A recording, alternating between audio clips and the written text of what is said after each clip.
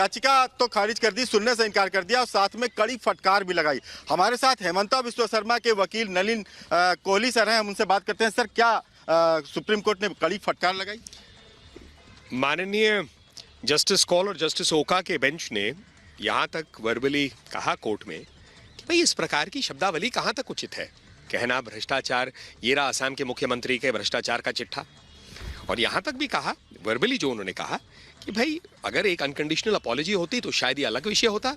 विषय गंभीर है। मनीष सिसोदिया जी आम आदमी पार्टी के प्रेस कॉन्फ्रेंस में असम के अंदर में जून के महीने में डॉक्टर हेमंता बिश्व शर्मा, उनकी पत्नी, परिवार के सदस्यों के खिलाफ भ्रष्टाचार का आरोप लगाते हैं। ये तथ्यों से परे था, सत्य से परे था। जानकारी पूरी नहीं ली, ऐसे अनाप शनाप उन्होंने आरोप लगाए। वो उतरना चाहते थे सत्येंद्र जैन के केस के संदर्भ में। अब सत्येंद्र जैन जी के लिए वो कहना चाहते तो उन्होंने निराधार क्यों आरोप लगाए डॉक्टर शर्मा के खिलाफ? डॉक्टर शर्मा ने फिर निजी कैपेसिटी में मानहानि का मुकदमा दर्ज किया। कोर्ट ने वहां असम में उसको देखा और फिर समन्स इशू किया।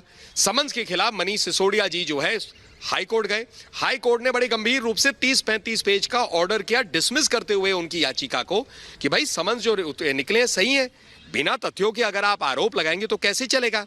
और ये कैसे कह सकते हैं मनीष सिसोदिया जी कि भाई मुझे ऑफिशियल, मतलब 197 प्रोविजन है सीआरपीसी का कि आपको परमिशन लेना पड़ता है before prosecuting a government servant. तो आप कैसे कह सकते हैं कि मैं अपना सरकारी काम कर रहा था असम में, जब आप आम आदमी पार्टी के प्रेस कॉन्फ्रेंस में आम आदमी पार्टी के नेता के रूप में आरोप लगा रहे हैं? तो ये सारी चीज़ों को खारिज किया।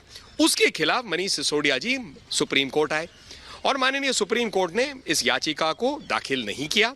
डॉक्टर अभिषेक मनु सिंघवी अपीयर हुए थे मनीष सिसोदिया जी के लिए और यहाँ हमारे हम सब थे और हमारे सीनियर एडवोकेट रंजीत कुमार जी थे लीड में, और उसको एडमिट नहीं किया। अब उनको वापस असम जाना पड़ेगा क्योंकि उन्होंने डिसमिस्ड एज विड्रॉन किया। माफी मांगने का भी एक विकल्प है? नहीं, ये सब उनको देखना है। लेकिन जहां तक बात है, डॉक्टर हेमंता बिश्व शर्मा ने शुरू में ही कहा था कि ये जो मामला है ये गंभीर है। उनके परिवार के और उनके पत्नी, उनके खिलाफ इस प्रकार के निराधार जो आरोप लगे थे, अब उसका एक कानूनी प्रक्रिया है। अब आम आदमी पार्टी के नेता ये थोड़ी ना हो सकता है कि रोज सुबह उठ के किसी को भी गाली दे देंगे, किसी के खिलाफ भ्रष्टाचार कह देंगे। भ्रष्टाचार के गंभीर आरोप तो उनके खिलाफ है, तो उसका जवाब तो उनको देना चाहिए। सोच समझ के बात करनी चाहिए। अब जो भी उसकी कानूनी प्रक्रिया है वो सबके लिए बराबर है।